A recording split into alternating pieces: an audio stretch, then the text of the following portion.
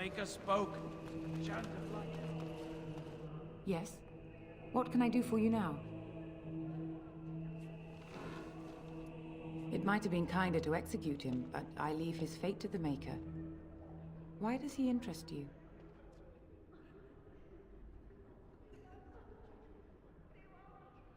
He butchered an entire farmhold. Only one of the youngest hid long enough to survive.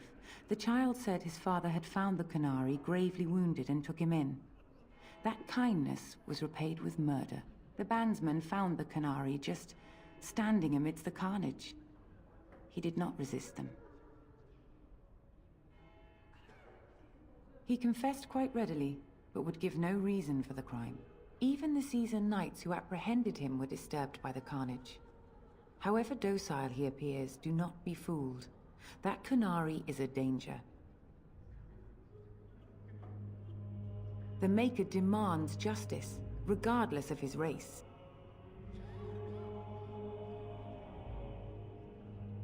Then his next victims might count you and me as their murderers.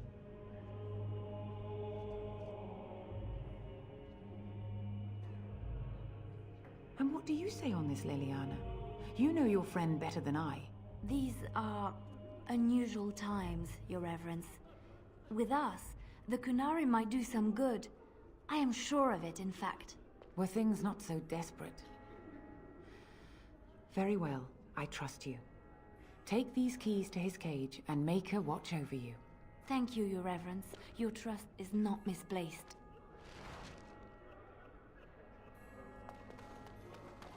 Be delivered. But those who have sinned. Do you have any tales?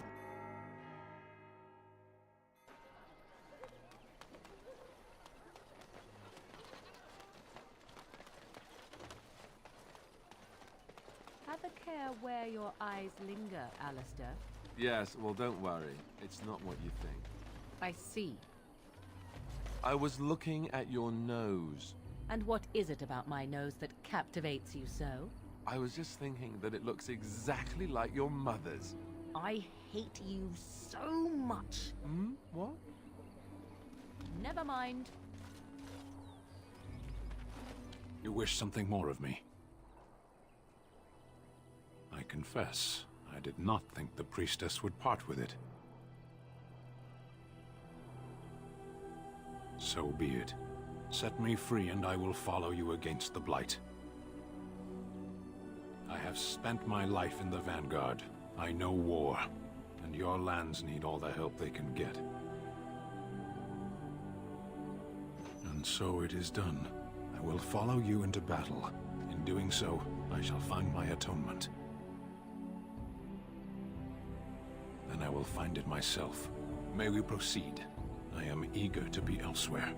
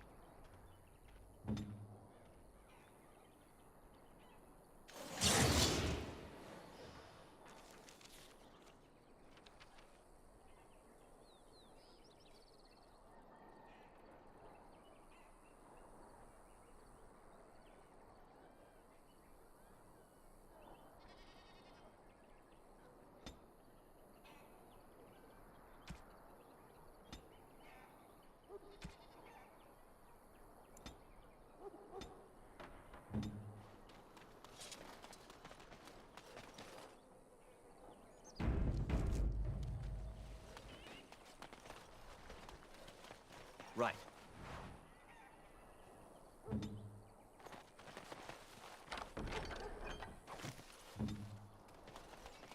We done heard what was said. You're a warden. I don't know if you killed King Kalen, and make her forgive me, I don't care. But that bounty on your head could feed a lot of hungry bellies. Attack!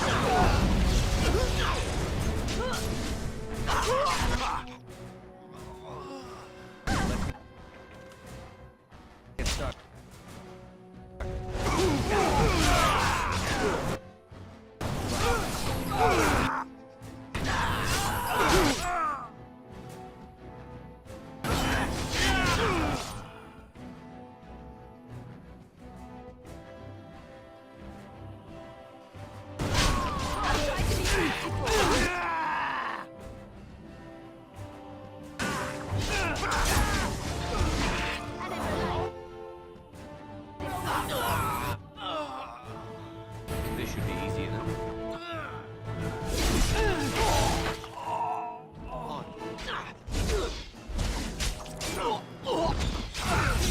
Too easy.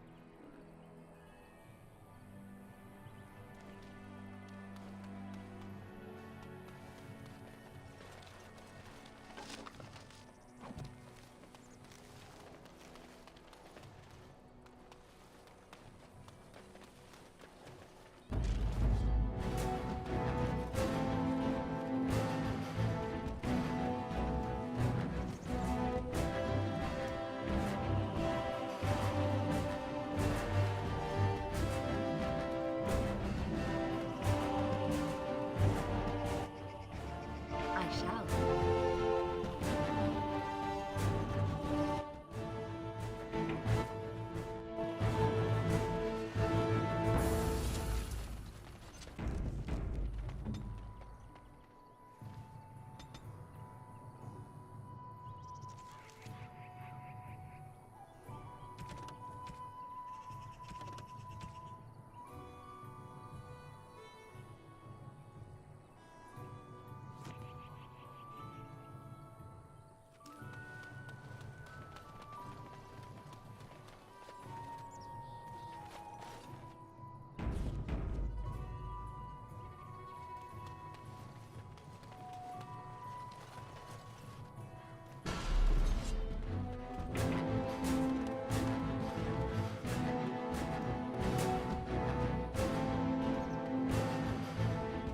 Someone help us!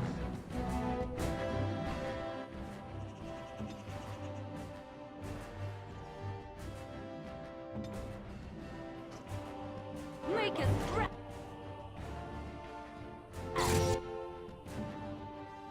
Armed and danger. Ready for action.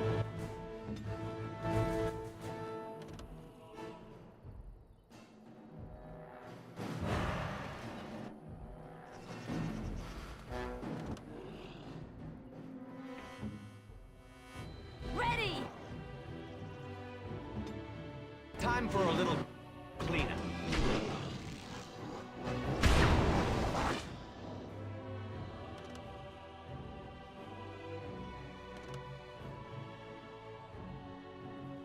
On you.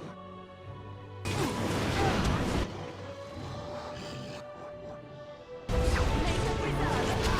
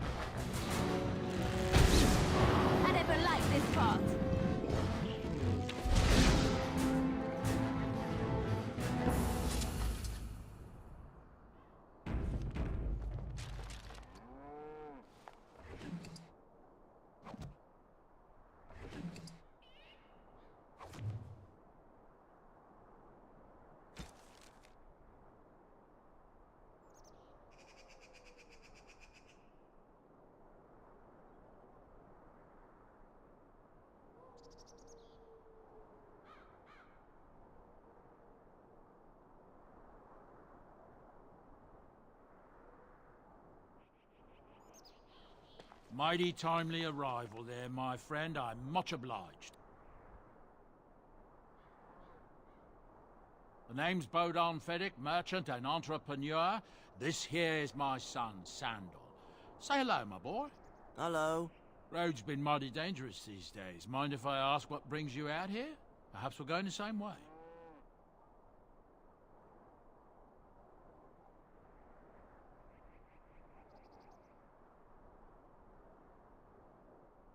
Complicated? Somehow I imagine that only says half of it. Thank you for the offer, but there may be more excitement on your path than is good for my boy and me. Allow me to bid you farewell and good fortune. Goodbye. Now then, let's get this mess cleaned up, shall we?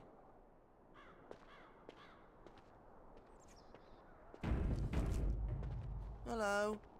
We'll be off as soon as this mess This is should be cleaned easy up. enough. Thank you kindly for all your assistance.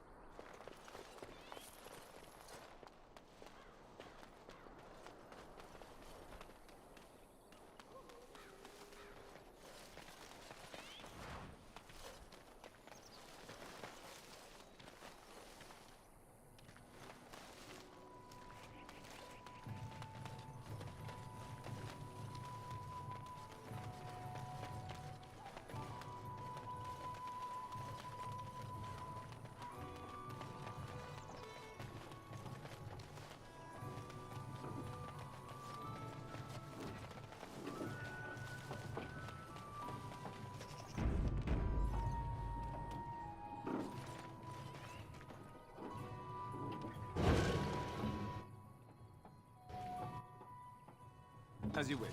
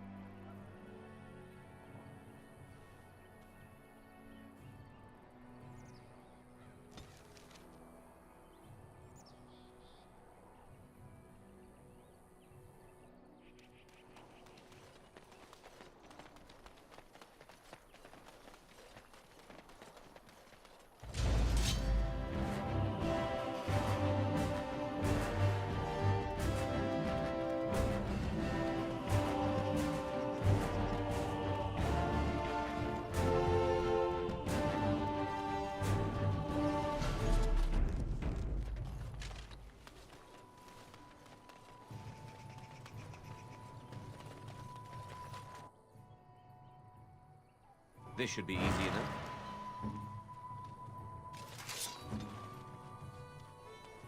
That'd be an interesting pet. Ha! You're getting sloppy! Look at this mess! I love it!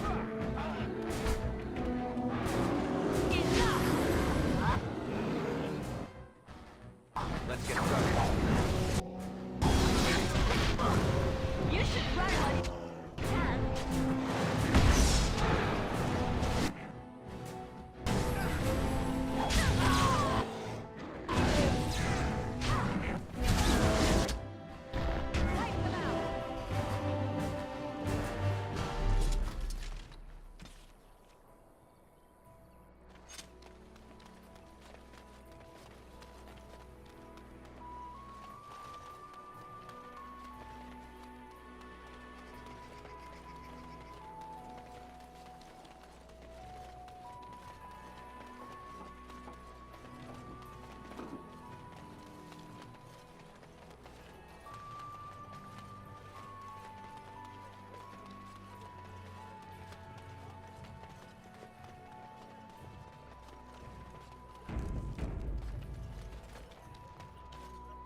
Blessed are the peacekeepers, champions of the just. And the stars stood still, the winds did quiet, and all animals of earth and air held their breath. All was silent in prayer and thanks.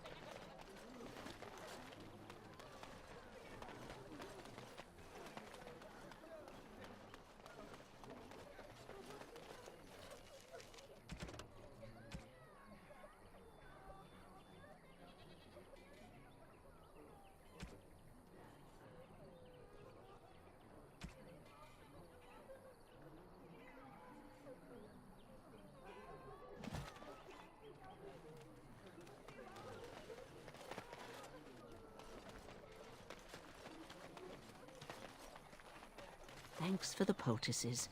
They may save some lives. I've got a cousin in the temple.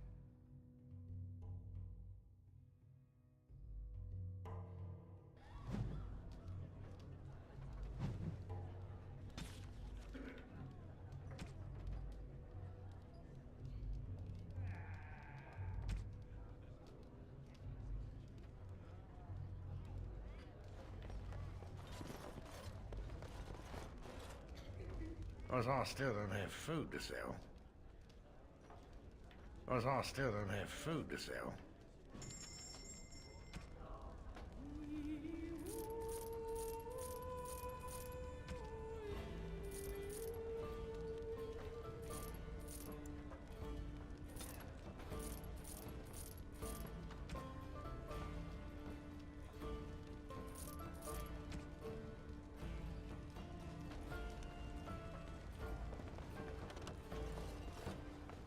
What can I get you then? I hear news from Dinnerham that Tyrn Loghain has been declared the new regent.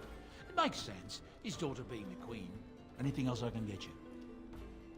Luck speed your way.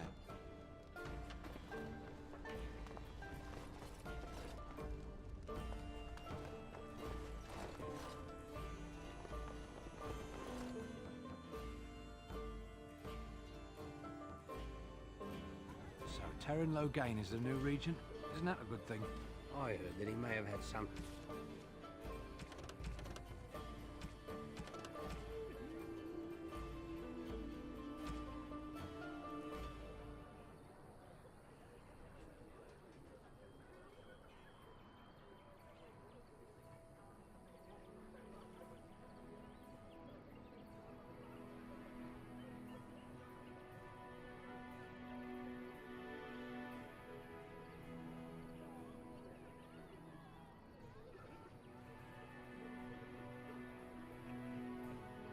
to do with the king's death. You do not truly think I look happy, mother.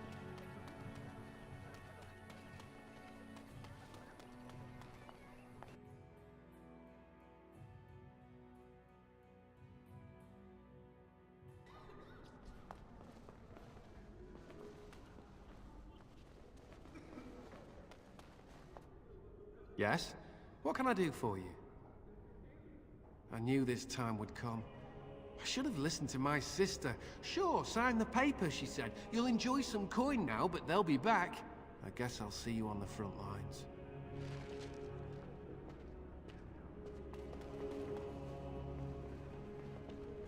Greetings, Grey Warden. What can I do for you? Travel safely, and may the Maker watch over you.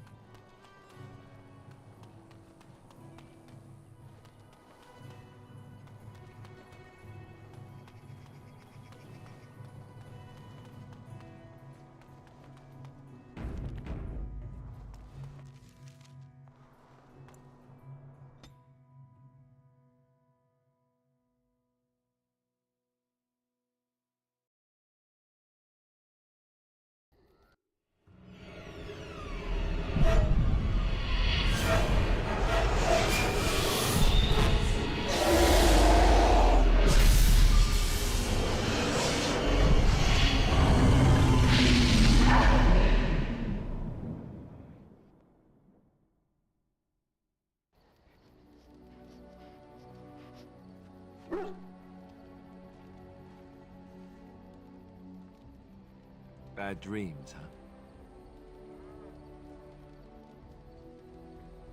Well, it is real, sort of. You see, part of being a Grey Warden is being able to hear the Darkspawn. That's what your dream was, hearing them. The Archdemon, it talks to the Horde, and we feel it just as they do. That's why we know this is really a blight. I don't know if it's really a dragon, but it sure looks like one. But yes, that's the Archdemon. It takes a bit, but eventually you can block the dreams out. Some of the older Grey Wardens say they can understand the Archdemon a bit, but I sure can't. Anyhow, when I heard you thrashing around, I thought I should tell you. It was scary at first for me, too.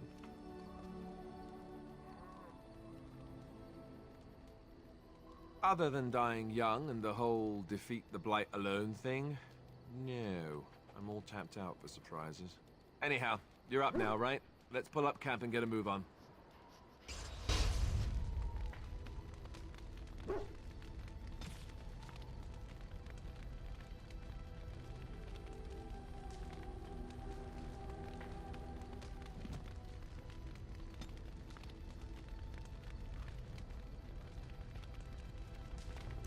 What do you need?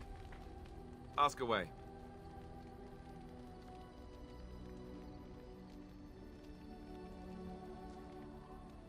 Have you seen the uniform? It's not only stylish, but well made. I'm a sucker for good tailoring. That's just in public. In private, we have these yellow and purple tunics, right? Much more comfortable, and you don't break the beds when you jump on them during a pillow fight.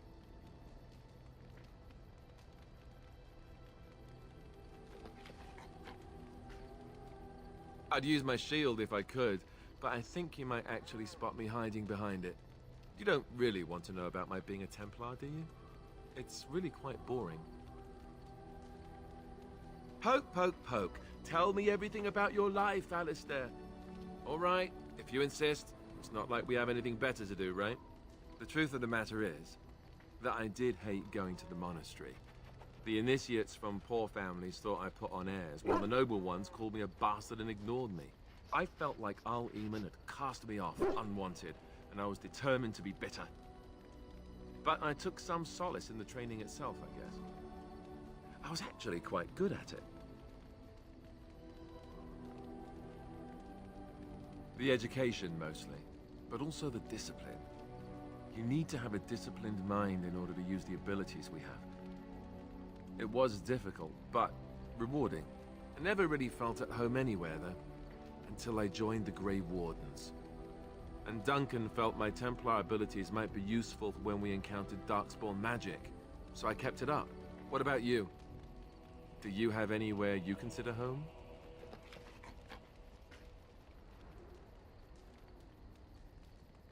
We won't always be traveling like this, you know. Once the war is over, once the Blight is... well, a time will come when we'll have to think about having a real home again. Though that seems like a far ways off. And I suppose the Grey Wardens are gone for good, either way. I suppose you're right. We can create new Grey Wardens, but we'll never get back those we lost. I wonder if it would ever feel the same. Anyhow, now I've sidetracked us. We'd better get back to what we're supposed to be doing right now.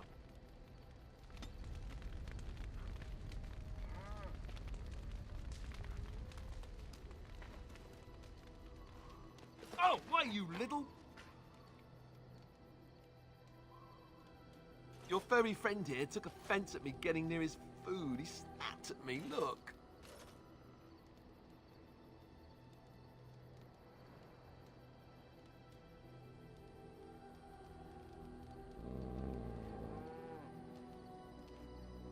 Sometimes I forget that he's a war dog. That'll teach me.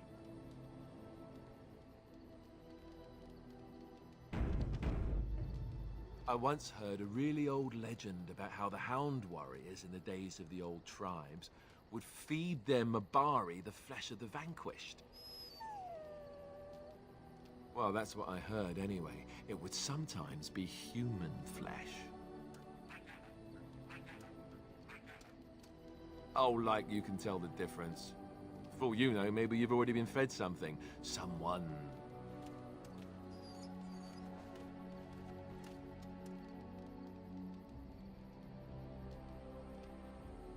It's not cannibalism if he's eating it, you know.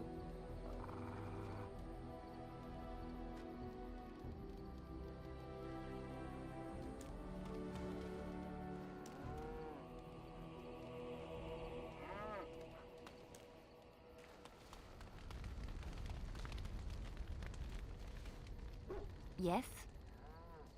Well, here I am. Of course I do. I love stories far too much to keep them to myself. Everyone should be able to benefit from them, I think. Chantry lore says it is man's pride that created the Darkspawn. In ages past, the mages of the Tevinter Imperium ruled much of the world we know. In their pride, they thought their magics invincible and imagined that they were greater than the Maker himself. So thinking, they invaded his golden city, planning to take it for themselves and depose their own creator. But they were impure and full of sin. And it is with the sin that they tainted the golden city, corrupting it forever. The Maker cursed them and cast them from his sight. Wherever they went, they spread the taint of their sin. Any land that was touched by the taint became blighted and would suffer no life. Instead, the Darkspawn arose to torment us and remind us of our hubris. Of course, Orlesians enjoy telling stories. I shall tell you my favorite tale of Aveline, the Knight of Orlais. A long time ago, a girl child was born to a farmer. He had hoped for a son, not a daughter, and so he told his wife to abandon the child in the woods. Before the cold could claim her, the baby was found by a tribe of Dalish elves who took pity on the poor mewling thing and raised her as their own. Aveline, for that is what they called her, grew strong and quick and clever under the guidance of the elves. She learned to wield a sword as well as any man, could kill a deer with an arrow at 100 paces, and was as graceful on the back of a horse as she was on foot. Aveline's Dalish guardians saw that she could easily best any Orlesian chevalier in battle, and wanted to show the cruel humans the child they had left to die. They bestowed upon her a fine horse and armor, and sent her to prove herself to her people in the grand tourney. Now in those days, no woman was allowed to take up arms, let alone compete in the grand tourney, but Aveline kept her helmet on and was not discovered. Aveline won many events and gained the approval of the adoring crowd. Eventually, she came face to face with the knight Kaleva in the grand melee. Aveline had already bested him in the joust, and Kaleva was determined not to lose a second time.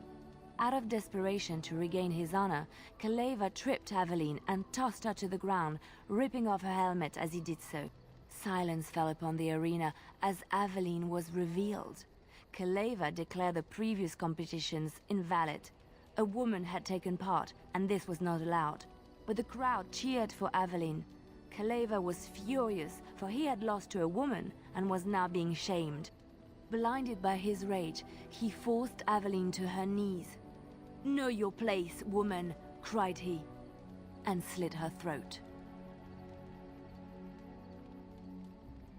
The son of the king, Prince Freyan, was present. He recognized Aveline's skill and bravery and began to see the injustice done to the women in his land. When he was made king, he rewrote the laws of Orlais so that women could also become chevalier. He honored Aveline and knighted her after her death. And to this day, any female who is knighted reveres Aveline the Brave, for she is the patron of all women chevalier.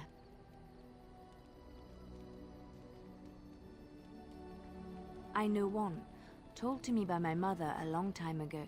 It always chilled me to the bone. Maybe you have heard of Flemeth? Ferelden mothers scare their daughters with talk of Flemeth. They say that if you're bad, Flemeth will spirit you away and bind you to her forever. They also say that Flemeth mourns her lost beauty and will steal yours through your looking glass if she catches you. Flemeth's beauty was known throughout the land. She had hair like unto a moonless night, skin as pale as winter's first snow, and eyes as beautiful and perilous as the sea. When she came of age, she came to the attention of the Lord of Highever, Conobar, and he took her for his wife. Conobar soon learned that his young bride had the gift of magic.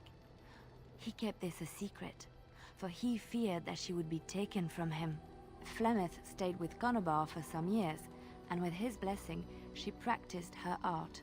And then one day, a young poet named Osen came to the castle. Flemeth was captivated by Osen's voice, and he by her beauty, and they fell in love. Flemeth longed to be with her true love, and she and Osen fled from Conobar's lands, seeking refuge in the Kokari wilds with the Chasing tribes. They lived there happily for many a year, till the day Flemeth received news that Conobar was dying and longed to see her face one last time. Flemeth's heart swelled with pity for the man who once was her husband, and begged Osen to return to Conobar's side with her. But when Flemeth and Osen entered Highever, they were captured by Conobar's men, and Osen was slain in front of Flemeth's eyes. Flemeth was imprisoned in the highest tower of the castle, there to await Conobar's judgment on her. Distraught at the loss of her love, Flemeth plotted revenge against her husband. She summoned a fey demon, intending for it to wreak vengeance on Conobar.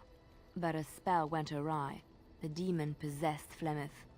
Turning her into an abomination, the halls of the castle ran red with blood as Flemeth slaughtered Conobar and all his men.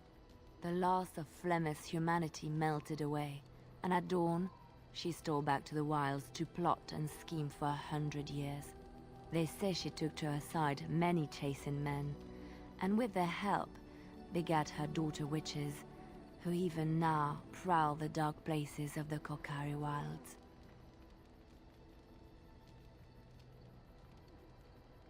Which one?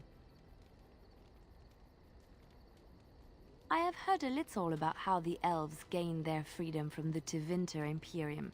When Andraste began her exalted march against the Imperium, the elves joined her cause to fight their masters. The great elven leader, Shatan, born in captivity, rose up to lead his people. He foresaw a future where the elves were free. Shatan was killed when Andraste was betrayed, but the elves continued to fight, eventually breaking free of the Imperium. The elves claimed the Dales in the south and settled there in the land of their own. The elves lived in the Dales for centuries.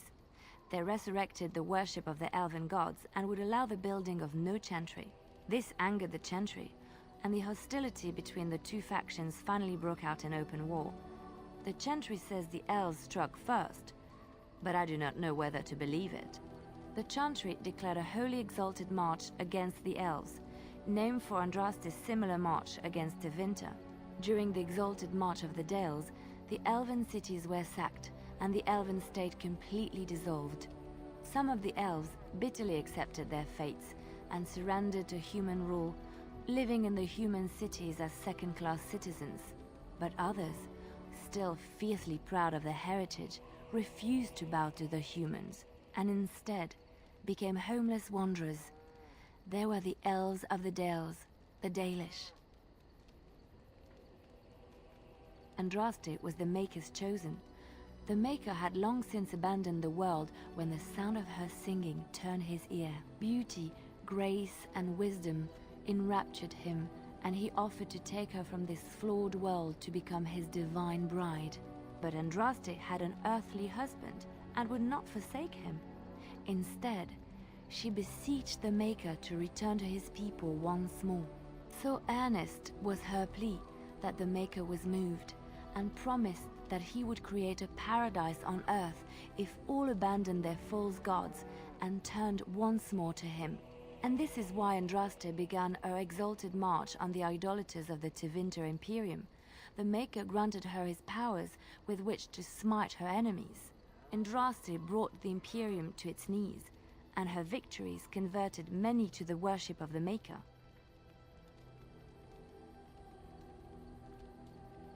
Alas, it was the frailties of men that betrayed and killed Andraste. Her earthly husband, Maferath, a chieftain of the Alamari tribes himself, grew jealous as his wife's popularity and influence overshadowed his own. She was also revered as the Maker's betrothed, and Maferath began to see their own bond waning in significance as Andraste became ever more devoted to the Maker. Out of envy and spite, Maferath made a pact with the Archon Hessarian of Tevinter, allowing his beloved Andraste to be ambushed and captured. Andraste was burned at the stake in Minrathous, the capital of Tevinter. The Tevinter Chantry claims that in Andraste's last moments, Hessarian's heart softened, and he heard the voice of the Maker telling him to end her suffering. He plunged his sword into her heart, and as her blood washed over his hands, he became one of the faithful. Dissenters said that the Archon only converted because he could not stem the tide of Andraste's cult, and was forced to do so to stay in power. We will never know for sure.